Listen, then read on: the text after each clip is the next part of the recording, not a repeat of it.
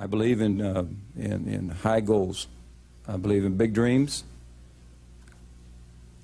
And my dream, real quick, for the Cardinals is for this franchise to draw 3 million plus fans.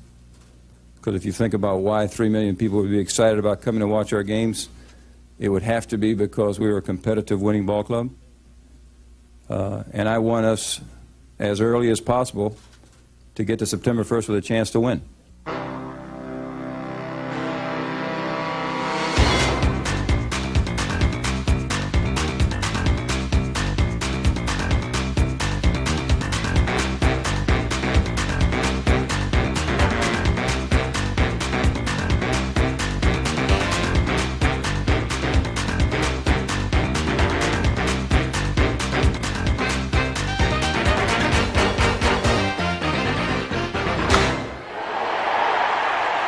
Baseball like it ought to be. The story of the 1996 St. Louis Cardinals.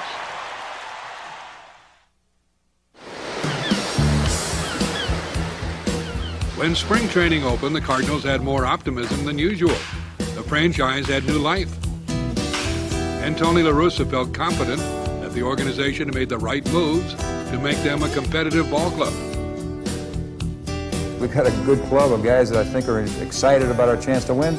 You know, it's not often that you have new players, new manager, new coaches. That's a lot of newness. The fellas that we brought over here, you couldn't have handpicked any better. I mean, they were proven winners. Each one of the players that we added were guys who had been in the postseason. Among the key acquisitions, Ron Gant, who had played in the World Series twice. Gary Gaetti, a winner with Minnesota in 1987. Relief ace Dennis Eckersley, who spent 9 seasons with La Russa in Oakland. Andy Benes pitched in the postseason with Seattle in '95. Todd Stottlemyre, a member of 2 World Championship clubs in Toronto. And Willie McGee, who enjoyed his finest seasons with the Cards. The fans sure love Willie, and Willie loves St. Louis. I know this place. This is my heart. This is where it all started. You know, this is my heart. Opening day in New York did not feature an injured Ozzie Smith, and the many changes were tough to keep up with. It is my pleasure to introduce the 1996 St. Louis Cardinals. Batting second and playing shortstop, he has won the Gold Glove 13 times. He is the Wizard, Ozzie Smith.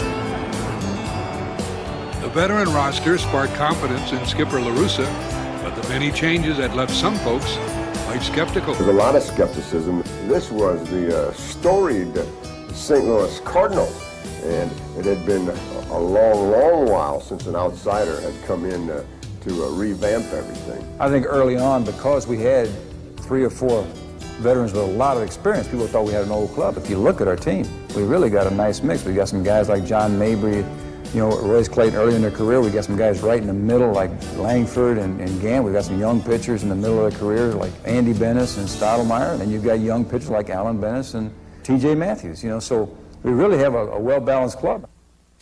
In addition to new players, newly renovated Busch Stadium celebrated its 30th anniversary with the excitement of a Broadway show.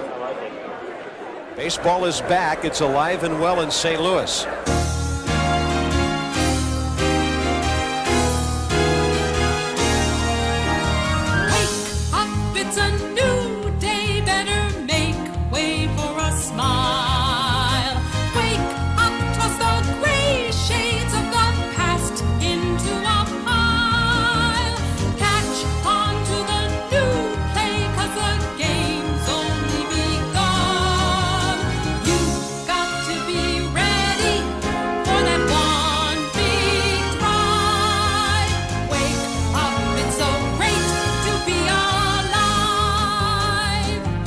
Nobody's opening day compares to what we have here in St. Louis. We'd like you to meet the 1996 St. Louis Cardinals. I don't think I've ever been that nervous before in my life. Outfielder Ron Gant. Let you know that baseball was back in the air. Let's wish them well. Let's hope they bring us a winner. If you want a home run, then you got to go to bat. No one's gonna swing for you, so give it your best whack. Stand up and be counted now. this beautiful, magnificent lady has never looked so good at 30 years old. All the fans that paraded in took one glimpse of the new grass and they said, oh my goodness, I didn't think it was going to be this beautiful. For crying out loud, don't drive on the grass. A lot of different interactive activities for Cardinal fans. Homer's Landing, of course, much talked about out there in the left field bleachers. The new features made things lots of fun, but little did anyone know how fun a ride it would be.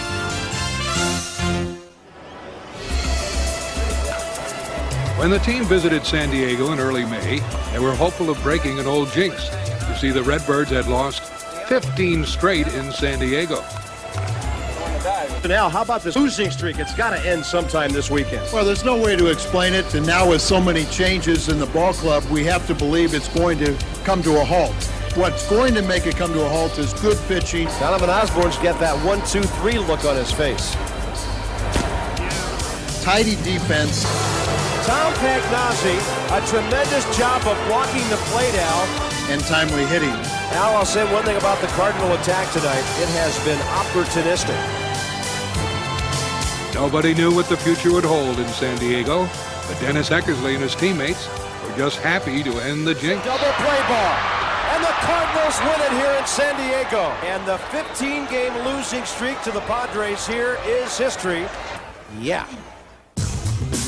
The Cards had their ups and downs in the early going, but John Mabry's batting average heated up to .340. Mabry proved he's one fine hitter.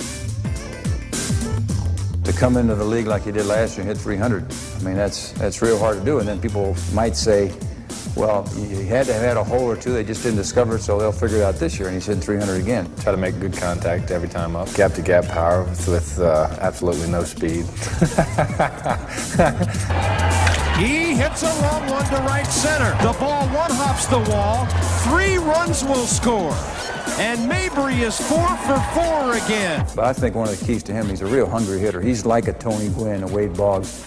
He never throws an at-bat away. How many hitters do you see nowadays with flesh to wood? When you're hot, right? And Mr. Mabry is, woo, he's off the scale. Especially at Coors Field during a May game in which Mabry accomplished a baseball rarity. Could John Mabry possibly do the improbable here? I really didn't know what was going on. Single, double, triple so far. I was so into the game that I really didn't understand. 2-0. There's a drive to right center. Fortunately, 2-0, he just left one up a little bit. Out toward the gap, and the ball is gone. And I got enough of it to scrape the paint on the right center field, and it dropped over the fence. It's the cycle for Mabry. When I came back to the dugout, the guys were all, high-fiving me, and I was thinking, hit a home run, and finally got another one, because it's been a while since I hit one. Nice going, John Mabry. They said, you hit for the cycle. I said, no kidding. And he's gone right up the ladder in his 4 at-bats. And then afterwards in the clubhouse, they said, well, you hit for the natural cycle. That's a lot of total bases for one night right there, folks. Now that I look back at it, it was something pretty special. Despite Mabry's accomplishment, the Cardinals suffered a tough defeat that day as Colorado's John Vander Wal belted a pinch-hit ninth-inning homer to hand the Redbirds a frustrating loss. Their hopes of being a legitimate contender appeared to sag. It was time to put up or shut up. I mean, we were 17-26 leaving Colorado our first time. It was a very, very tough series, and we went down to Houston and played the Astros, and this was the team we felt we had to beat in our division. During their first visit to Houston in late May, the Cardinals opened some eyes with some great pitching. First, it was Donovan Osborne, who fired a complete game in the opener. And then in Game 2, Todd Stottlemyre was good in the clutch. He hits one right at Gaetti. That's how you get a speedy runner. High slider away, and he strikes him out to strand 3 more. This ball club has been able to forget about what happened yesterday. They got great character where they can show up, and regardless of the adversity they went through in the day before, the series before, they've been able to clear their heads and go out and do the best they can on the next day. And in the finale, the Russa's Redbirds showed that resiliency again. That is well hit to right. Has that got a chance to go? You bet. Home run for Mabry. That's his fourth. And the Cardinals lead 4-0. Alan Bennis picked up the victory, pitching 8 strong innings, and the Cards had completed a 3-game sweep against their arch rivals, the Houston Astros. The only offbeat note of that early season high point against Houston came when coach Mark DeJean, who usually keeps a low profile, took part in one of the most talked about plays of the early season. Mabry slashes out a line drive. That naturally is a fair ball. The bullpen caught it. What are you doing? That ball's in play, pal. What a bonehead play. John, okay. He's the bullpen coach. Yeah, okay. What in the world are you doing? I wasn't paying attention, and you know what happens when you don't pay attention. Tony Fossis came up from behind me and he says, "Hey, that was a fair ball." I said, "What?" He said, "That ball was fair." And I just kind of wanted to find a hole. He says, "Is there any way you can dig a hole in AstroTurf? Because I'd like to get in it." I was really dumb. DeJean was forced to face the music when Tony La Russa broke the bad news. He took me out of the coach's room. He said, "Hey, the guys want to see you." So he led me out there, kind of faced the music, and they let me have it. He kind of hit at first, and he didn't want to come out. He was beat red, and we got him pretty good, and we still get him every now and again just to remind him. But Ozzie ordered a gold glove from Rawlings for him. He signed it and put "Great Catch" on there. When it got back to baseball, the Cardinals again faced arch-rival Houston only a week later. The best game of that series featured some late-inning heroics. A real beauty spearheaded by Luis Alicea. Here he goes! Way back! The game is tied! Louis has done it again! Cardinal magic in the 9th inning! Alicea's third homer in 4 days tied the score at 4-4 in the 9th. Then in the 10th, with one out, the batter, Tom Pagnazzi. Way back to left field! 5-4 Cardinals! More late-inning magic on this homestand at Busch Stadium. Anytime you hit a game winner, it's a great feeling, circling the bases. You can't wait to get to home plate. Your teammates are there to mob you. Fans going crazy. It was a great feeling, and, some people say that was, part of a turning point for the ball club. I think we had a lot of turning points. That was just one of them. The Cards went on to sweep Houston for the second time. Shortly after, when the team flew to San Francisco, the Cards were in a bit of a fog. Despite their success against Houston, Tony La Russa sensed there was still much that needed to be ironed out. The players hadn't really gelled as a team. It was already June 9th, and the club remained inconsistent. And after a disastrous 9-0 loss to the Giants, the Cards were locked under .500. The frustration prompted some of the veteran Redbirds to call a team meeting. We were playing bad, and we decided that we need to get some things out in the open. So a couple of us were talking on the plane. We decided, hey, okay, we're going to meet in Pag's room after the game, after we get to L.A., coming from San Francisco. We met, we sat there for, boy, it seemed like all night. We weren't playing good baseball. We weren't pitching well. We weren't playing good defense, timely hitting. It was non-existent at that time. And I think guys were pressing, and, trying almost too hard to make things happen. There was never any question about the talent that we had. And it's not necessarily, having all the talent in the world as much as it's having the right chemistry.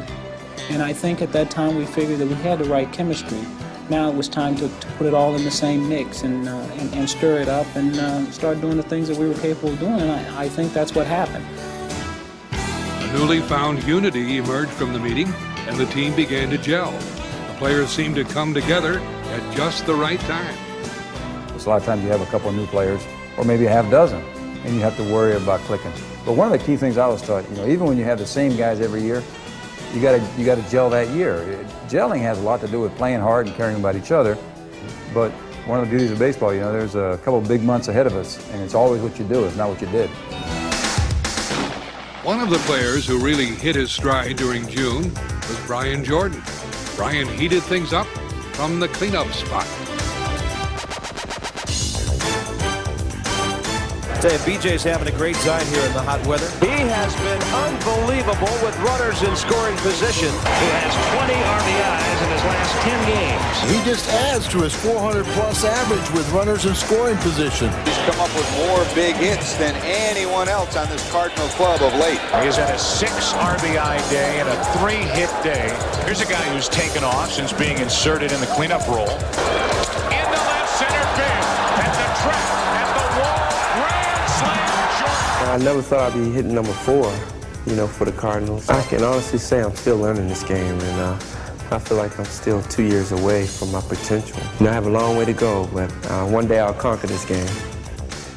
Jordan was too busy playing football until he got that phone call from the Cards and traded those shoulder pads for a bat. He's a football player learning to play baseball. That's what he was a few years ago.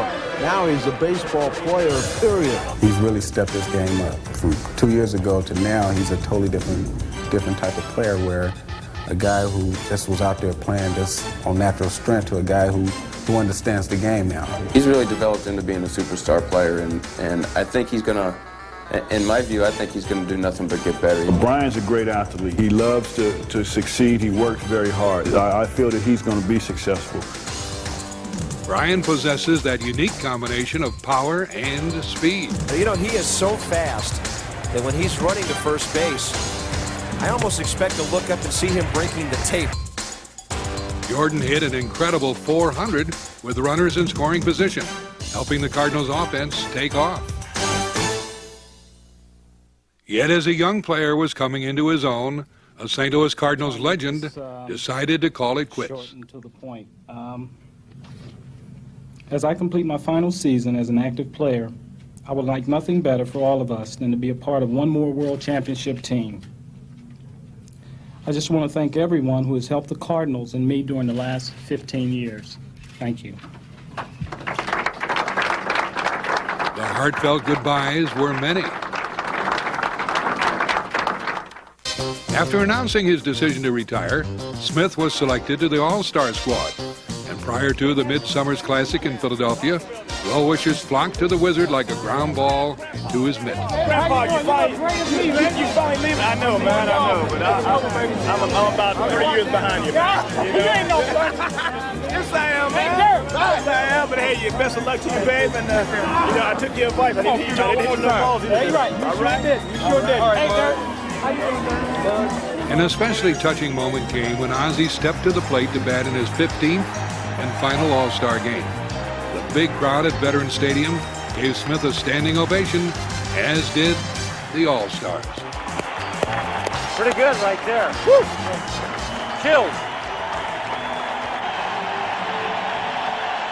After that All-Star high, the Cardinals started the second half of the season with the heart of their lineup in high gear. Things really clicked during a game against the Cubs at windy Wrigley Field. Starting off a home run onslaught was John Mabry. Pitch coming, swinging a high fly ball. Deep center hit by Mabry. At the track at the wall, and goodbye. It's a Chicago adios. Gaetti porks it in the left. This ball's going to leave the park. Back-to-back home run. Mabry and Gaetti. The Cardinals were just getting warmed up for some more big shots. A high drive, it's going to leave the ballpark, and it's way out of here to the very back part of the bleachers. When you do things like that offensively, it does wonders for the confidence of the ball club. It's a great thing, a great asset to be able to hit home runs and drive in a lot of runs in a ball game and show each other, one another, that you do have the capability of doing it. And Ray Langford goes deep to right field and homers against the back screen. Here's a long one to left, and goodbye, Mr. Baseball. A 3-run homer by Brian Jordan, and the Cardinals now lead 12-1. 6 home runs for the Redbirds today. The club record is 7 back in 1940, and watch out, Gant may tie it right here. Folks, there it is, back at the wall. 7 home runs for the Redbirds today, and that ties the club record. That was probably the point where we gelled together as a ball club, and we finally started getting that feeling that we knew one another. And, after that game, things started clicking for us. And You know, that's probably the one game that I would point my finger at and say, hey, that's where it all started. After that July 12th rampage, the Cards were 47-42 and tied for first. But it wasn't only hitting that got the Redbirds back on track. This trio formed one of the best defensive outfields in baseball, as Ray Langford and the entire team worked hard at making some big plays.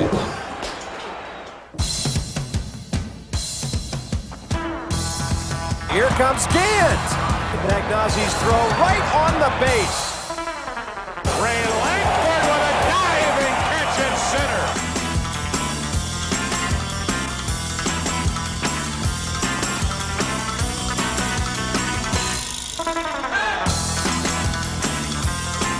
He caught it.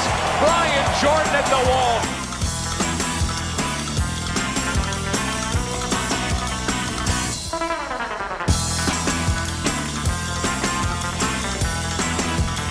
What a play by Brian Jordan. He's been doing it all year long. Another diving catch by Jordan. Defense is a pitcher's best friend. Just ask Andy Bennis. It was a catch that turned around his frustrating start. I was pitching against Philadelphia here in St. Louis, and ninth inning, it's 2-2. It was a hot day. Brian Jordan makes a diving catch with the bases loaded in the gap. What a great diving catch. Might have saved the ball game. I'm who I am, and I'm excited, and if a guy makes a great play, when he comes off the field, I'm going to be there to congratulate him. And when he came in, I remember telling him, I said, you don't know how big of a catch that was. I go from being 3-9 to we come back and Brian Jordan scores the winning run, and I was 4-8, and I was able to put together another 8 wins in a row.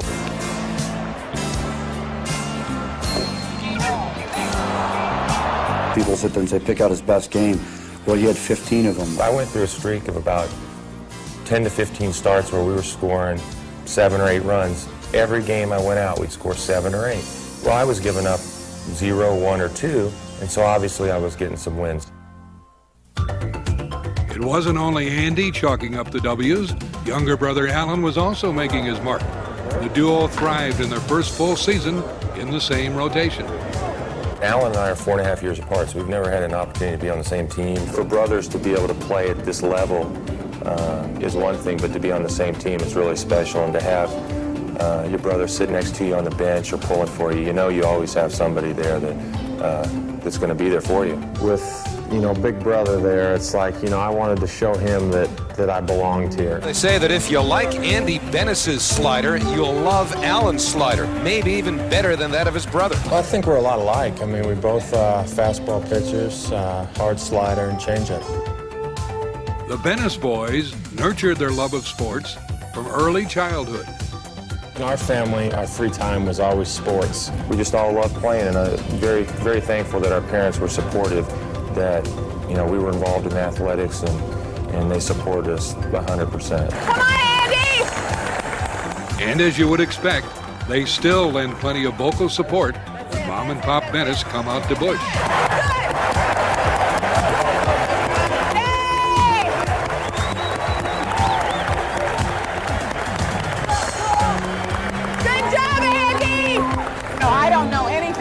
About raising professional ball players. I like to think we spent 25 years of our lives raising good people. Just need one more strike. One more. Come on, right now.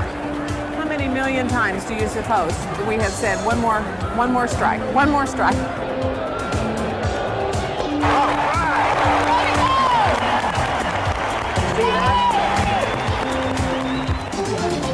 Under the thoughtful guidance of Tony La Russa and his staff, the Bennis brothers came into their own. Both Andrew and Alan have said how they like playing for Tony La Russa. They respect his knowledge of the game and his focus on the game. I can't tell you how many times Tony came out to the mound during the course of the game when I was struggling and said, I know you're really, really trying. Tony likes to come out and take charge. The manager's role, I believe, is more important than ever, trying to get these players focused on what's important. Let's try his outplay ball. 20. There was no doubt that the hiring of Tony La Russa is paying off some big dividends for the Cardinals. I started. All started last fall. We had to find a manager, and Tony was the guy that I wanted all along. Here comes a guy, Tony La Russa. He's heralded, but he's from the American League. He was advised by Sparky Anderson a couple of years ago.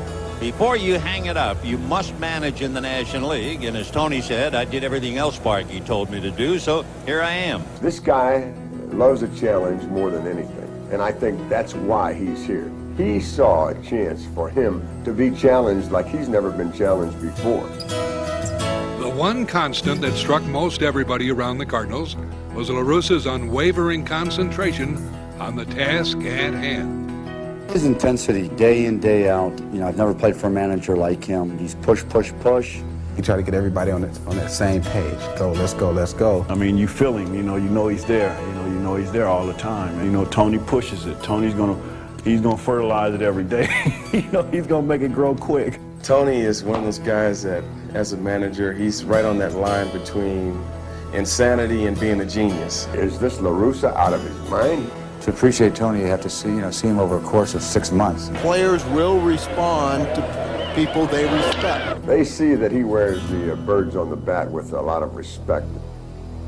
The Cardinals were 1/2 game behind Houston as they braced for 7 games in 2 weeks against the Astros. The Cards hope to boot the Astros on Houston's home turf. Game 1 of this big weekend 4-game series, the Astros and the Cardinals, first place on the line. Well, it should be a dandy of a series. It's the one everyone has been waiting for. For 7 innings, Donovan Osborne held the Killer Bees in check. When Ray Langford delivered this blast, the Cards broke through with a 1-0 lead, and Ray also helped make it stand. And the Cardinals are 7-0 against Houston this year. But a setback came the next day. 1-1 game in the ninth. High drive. Straight away center. Langford at the wall. Goodbye! A painful mistake for Stottlemyre, who had pitched so well. And yet another headache came the next night in a 4-1 loss, spearheaded by Astros slugger Jeff Bagwell. Tomorrow's game is twice as important for the Cardinals because if they lose tomorrow and leave out of here 2.5 behind, they could have a problem. In the 4th and final game of the series, it was Willie McGee who came through in the clutch with his 2-run home run that sparked the Redbirds. And the game is tied at 2. Old number 51 comes to the rescue. Then in the 7th, Royce Clayton knocked home Mike Gallego with the go-ahead run. Then hole number 43 came in to ice it. Popped him up on the infield. And the Cardinals split the series. And the Redbirds are only a half game out of first place again, Al. When the teams hooked up again 6 days later, the Astros hoped to hike up a 1.5 game lead, while the Cardinals intended to leapfrog Houston in the standings once and for all. It was September, and this was the final 3-game showdown against Houston. We are set to play baseball.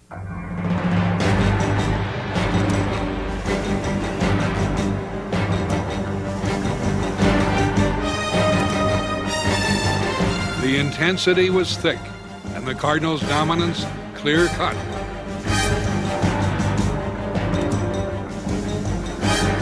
A 1.5 deficit turned into a 1.5 lead. St. Louis swept, defeating Houston for the 11th time in 13 games. You know, the Astros were our main opponent, and it seems like, you know, when this team's back's against the wall and we have a chance to do or die, we always do. Head-to-head with these guys, we did it just like we'd been doing it ever since we had the meeting. You know, we're going to concentrate on this game, the things that we need to do at the moment. I think I look back on the game that where we played Houston, and Willie and Ozzie really, those two guys really took control of that game. The two players in the twilight of their career combined for an incredible 7 hits and 10 at-bats, and the Wizard even went deep. Ozzie Smith has hit his second home run of the year. How about that? 10th inning, go-ahead run on second, McGee at bat. If McGee gets a hit here, he'll tear the place down. Bringing a ground ball up the middle. The shortstop can't get it. Here comes Ozzie. Here comes the throw. They may get him. Save! Save! Ozzie scores! Look at this scene at home plate. Have you ever seen a more gutsier performance by two great champions than we've seen here today? McGee and Smith have pulverized the Houston team. The oldest Redbirds still came up with their share of big contributions to the Cardinal cause. Ozzie and Willie, guys with a combined 4 decades of experience. Those two guys are awesome professionals. The way they are as people, the way they play and approach the game of baseball, and the respect that they have for this game is awesome. Ozzie and Willie are a pair of top-flight performers in more ways than one. I saw you on a television commercial the other day. Did you? Yeah. I tell you, boy, I'm starting to get nervous again now.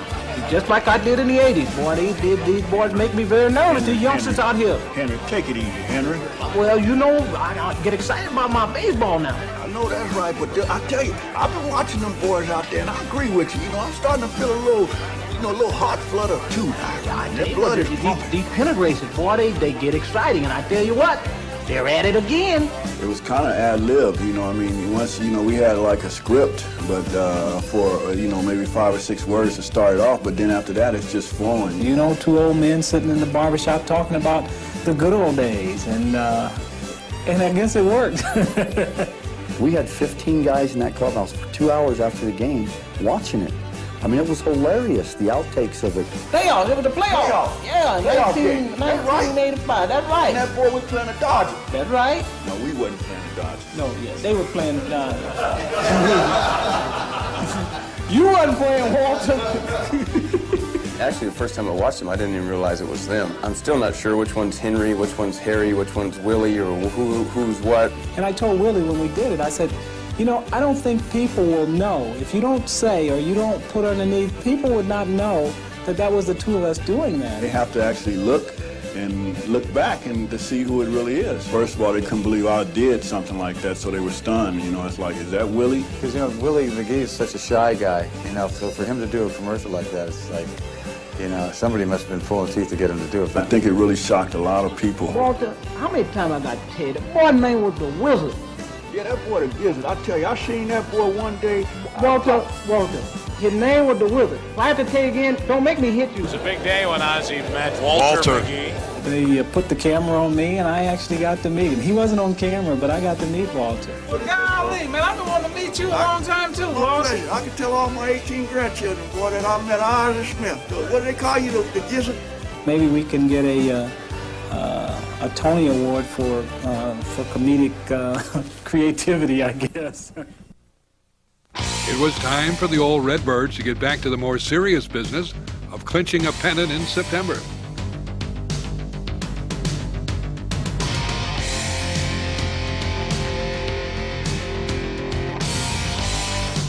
This was baseball as it ought to be, and with the brass ring within reach, the card showed a will to win.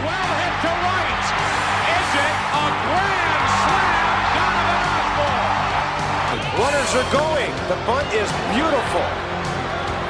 Now Mejia is coming home. The throw. He's safe. Swing it along and into left field. Back. Home run. BJ gives the Cardinals the lead. 5-3. I think some people are starting to believe that it's pennant time. 4-4 game, 13th inning. Into left field. Here's Mejia. Cardinals win it. The magic number is 5. He pops it up, and the magic number is going to be 1. Gallego calls it. Cardinals win 3-2.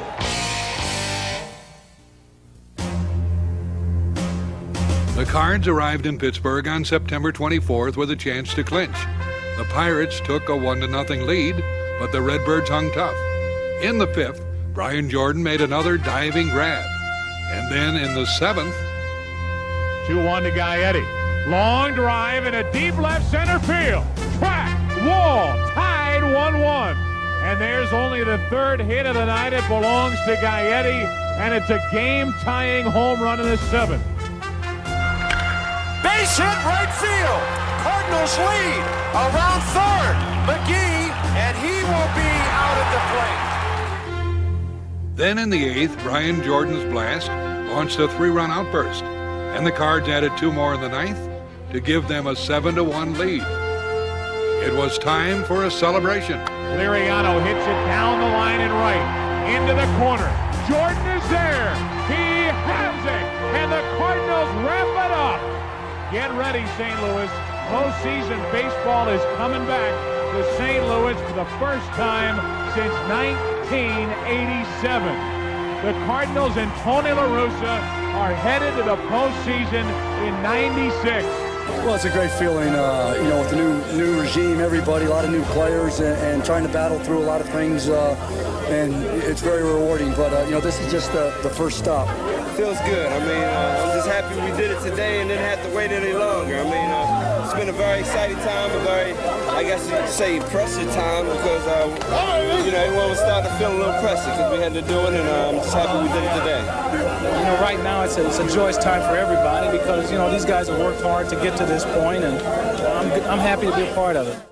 Ozzie also felt happy to have his number retired in '96, along with former greats Red Shane Dienst and Enos Slaughter. And shortly after the Cardinals clinched the division flag, they returned to Busch Stadium for the final homestand and a special tribute on Ozzie Smith Day. The sentiment of the occasion brought an outcry of emotion. And for Ozzie, the moment was overwhelming. Not everybody get to experience that. And that for me was something that I never dreamed of growing up, would happen to me at some point in time. And you can only wish and hope that people appreciate what you do. There's nothing to top, 52,000 people coming out to say thank you and to say goodbye to you for something that you've tried to present. I don't know if anybody's ever experienced anything like that, but to me there's nothing like that from an emotional standpoint because that's the highest compliment that anybody can be paid. Ozzie Smith had that quality that captured something special about the game. When he went into the hole to pick up a ground ball and bounce back up to throw across the diamond, we were reminded every time why we love this game. And I'm sure that there are millions of people who are baseball fans because of Ozzie Smith. There are 2 words that we have to use at this moment. And those words are bitter, sweet. I don't know how much more energy you have left. But here he is. Go crazy, folks. Ozzie Smith. I'd like to thank my mom for being my inspiration and my driving force. I'd like to thank my family for their support. I'd like to thank the Cardinal organization for the support and the opportunity to perform in front of the greatest fans in the world. I've often been asked, what was my greatest highlights? But I must say that being here today with my family and 50,000 of my closest friends has to be the highlight. Thank each and every one of you for traveling down my yellow brick road. Thank you. A fitting tribute for a hero. But the final pages to the story had yet to be written. He's going to realize, that last game, man, this is it. All these emotions will just come out. And he has had an awesome career. Awesome. The postseason shine on Ozzie and the Cardinals for the first time in a decade. There was a charged atmosphere at Busch Stadium in Game 1 of the divisional series, and the Cardinals responded by striking early against San Diego. With 2 on in the first, Gaetti was the hitter. Fly ball, right center, back at the track at the wall, Finley. He can't get it. Home run! Home run! 3-0 Cardinals in the first. Gary's home run took pressure off Cardinals starter Todd Stottlemyre, who struck out 7 in 6 2/3. The Cardinals held a 2-run lead with 2 outs in the 9th when Tony Gwynn faced Eck. Swing up the middle. Eckersley has it. Out at first. That's a winner. The emotion of a 3-1 win in Game 1 had the Redbirds riding high. I think emotion had a lot to do with it because, I think it's bringing our team closer together.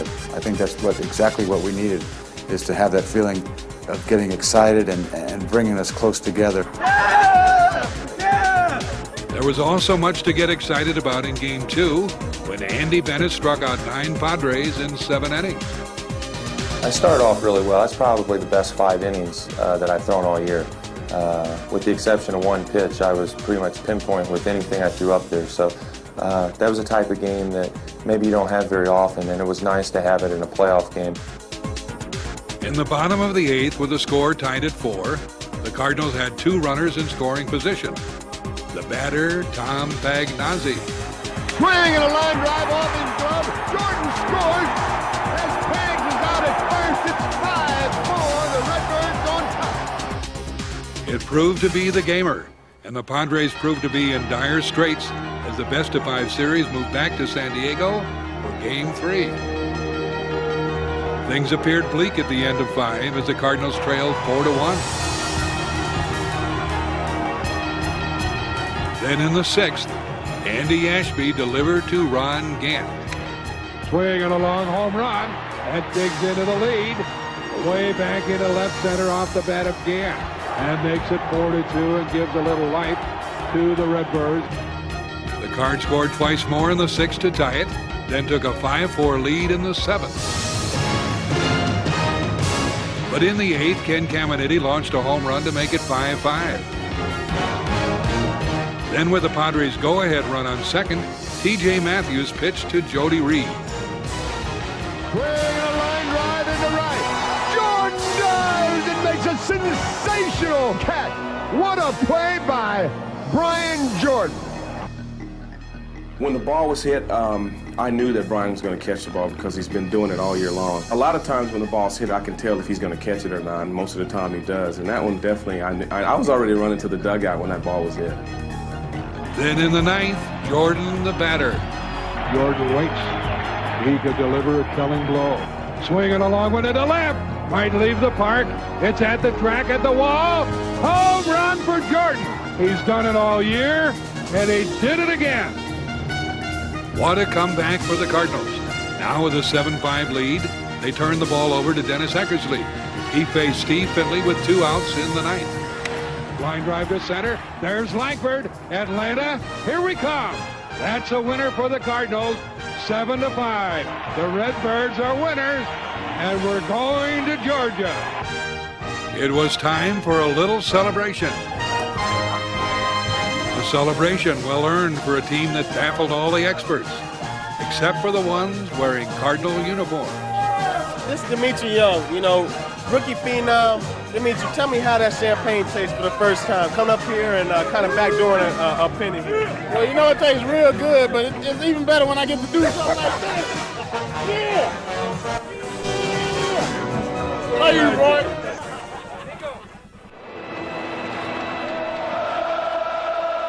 It was on to Atlanta for Game 1 of the National League Championship Series, as the defending world champs expected to chomp their way through St. Louis with ease.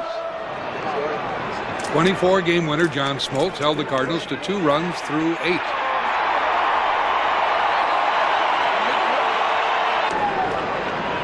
Andy Bennett continued his streak of fine postseason pitching, striking out 7 in 6 innings. Yet the Cardinals lost 4-2 despite Andy's efforts. Obviously, everybody was picking Atlanta to beat us, and so when you go out and you play, no one expects you to win. You can let it all hang out, and we've been able to do that all year, and we've been able to respond real well. So we don't mind that role. We haven't got a whole lot of respect, but I think what's important is that we go out and earn our respect.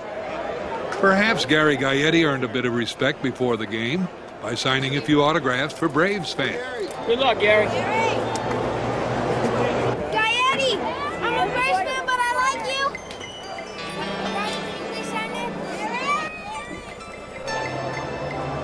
Gary obliged the youngster, but was much less obliging to the Braves in the top of the 7th.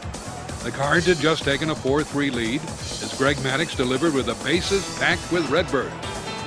Swing and a long one into left. Get up, baby. Grand slam. Home run for Gary Gaetti. And the Redbirds rattle Meta. Rattled him right out of the ball game, and And with the Cards leading 8-3, the crowd at Fulton County Stadium was sent packing. It was then just a matter of recording that last out. Sidearm and a ground ball back to the mound. A wild throw, and that's a winner. As Eckersley threw wildly to first. Call them the Cardiac Cardinals, but Tony La Russa's bunch was ecstatic to even the series at 1 game apiece. We went to Atlanta, we took 1 out of 2. We did our first part of the job. So emotionally, there's a lot of pressure. There's some great feelings, excitement. It's going to be a lot of fun, and I'm glad to see that, it's been 10 years since we've had it here in St. Louis, and I know this place will be jumping.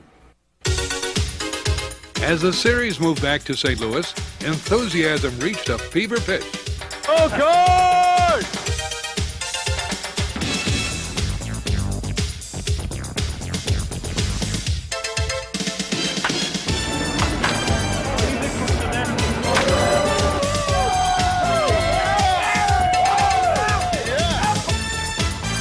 When it was time to play ball, the crowd was loud. Atlanta manager Bobby Cox hoped his Braves could silence the record-sized crowd early. Let's go, boys. Come on. Let's go. But the Cards would have none of that. St. Louis came out swinging right from the get-go. Tom Glavine found himself in a first-inning jam with 1 on and 1 out as he delivered to former teammate Ron Gant. Swinging along on the left. Might leave the park. Up, and away. And the Cardinals lead it 2-1. We always like to keep the crowd into it. Mr. Gann has just put them front and center. Ron's homer also put the Cardinals ahead by a score of 2-1. Then again in the 6th, Glavine to Gant. Swing and a high fly ball to center. Back at the track, at the fence. Up, and away. It is 3-1. Well, you think this crowd's not having some fun? You should be here. The Cards went on to win it 3-2 thanks to Gant and thanks to the big crowd. They were enthused the whole game. I mean, you can hear them out there and out in left field. It gave me a lot of incentive and a lot of adrenaline for today's game. I mean, without them, I don't know if I would have did what I did today.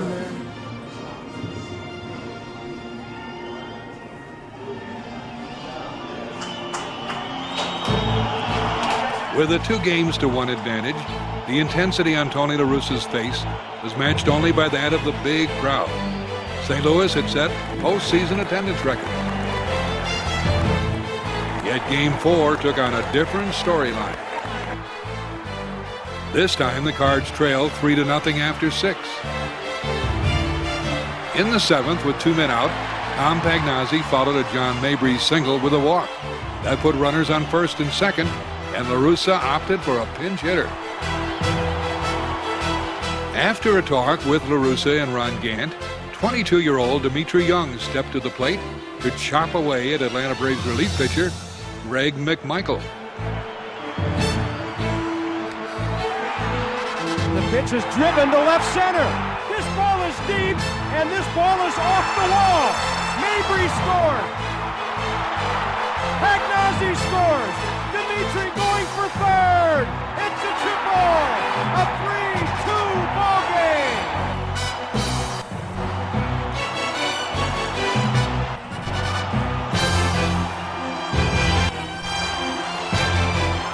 Young scored on an infield hit, and it was tied at 3. In the bottom of the 8th, it was Brian Jordan who stepped to the plate. Swing, long one, left field. This ball is gone. Into the bullpen. 4-3 Cardinals. Listen to this crowd. You think they haven't had some ball game here tonight? The Cards had remarkably taken a 4-3 lead. And just as Jordan ruled in the 8th, in the 9th, the law was set forth by Dennis Eckersley. Swing and a miss. He struck him out. He struck him out. The Cardinals win this one 4-3. You just cannot believe it, folks. A remarkable ending and a fantastic display of clutch hitting by Brian Jordan and, of course, Dimitri Young. But in baseball, fortunes turn so quickly, and the adulation turned to frustration against Atlanta's pitching. Cy Young, Cy Young, Cy Young. I mean, it's pretty simple. Like I was telling somebody the other day, you're facing John Smoltz in Game 1, 96 Cy Young. Well, if you don't beat him, you get to face 3-time Cy Young Award winner in Greg Maddux. You don't beat him, another Cy Young behind it. You got, Glavine. It's like it just doesn't stop. The Cards suffered heartbreaking losses in Games 5, 6, and 7. And a thrilling postseason ride had suddenly come to a crashing halt. A final note of solace came during Ozzy's last at-bat. The Wizard received a standing ovation, and he made that long last walk to the Cardinals dugout.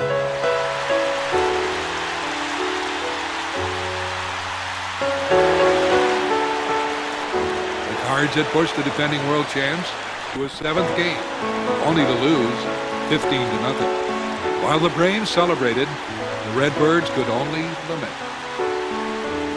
A lot of tears around the clubhouse. You don't see men crying very often, but it really hurts when you know that you're really close to having the opportunity to play in the World Series. And so, but at the same time, we got beat by a better team, and so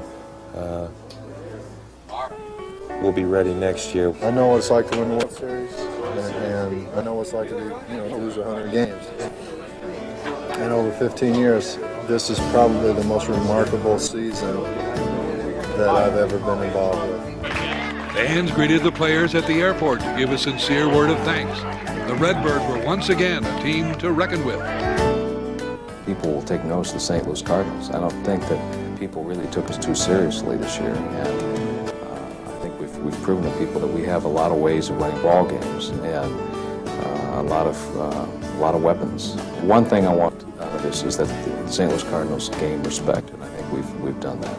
And with Manager of the Year Tony La Russa at the helm, the Cardinals are in great position to shoot for that pot of gold. As for 1996, well, it was baseball like it ought to be. That is ripped, and that's his second of the night. It's up the middle.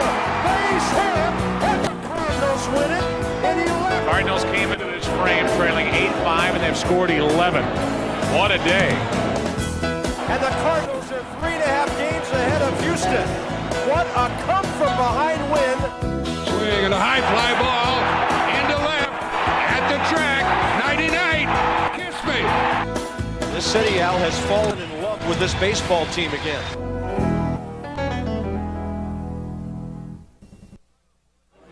So are you trying to avoid the champagne in there, Mr. Clayton?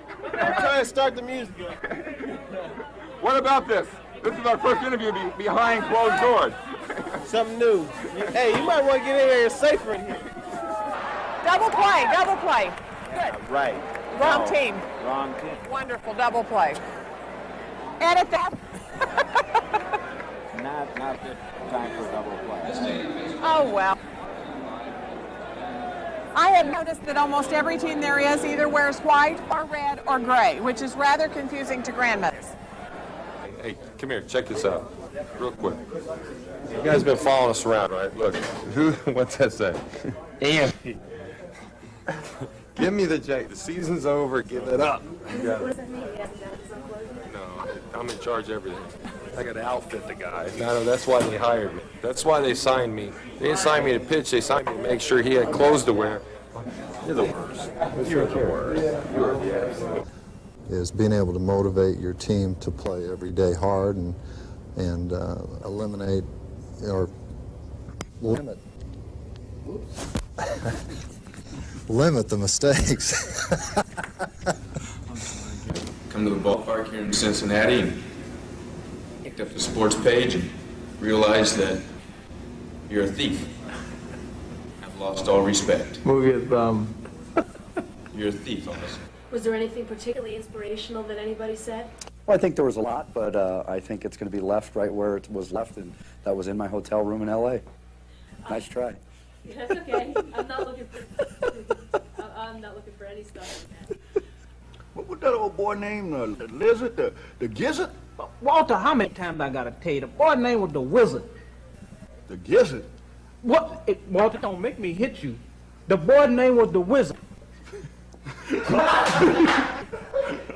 Man, I like them. I just got to say that. Man. I was sitting there, Walter. That ball went 500 feet. Boy, Henry, I tell you, I don't. What were you drinking then, boy? The same thing I'm drinking now. Some ice water? No.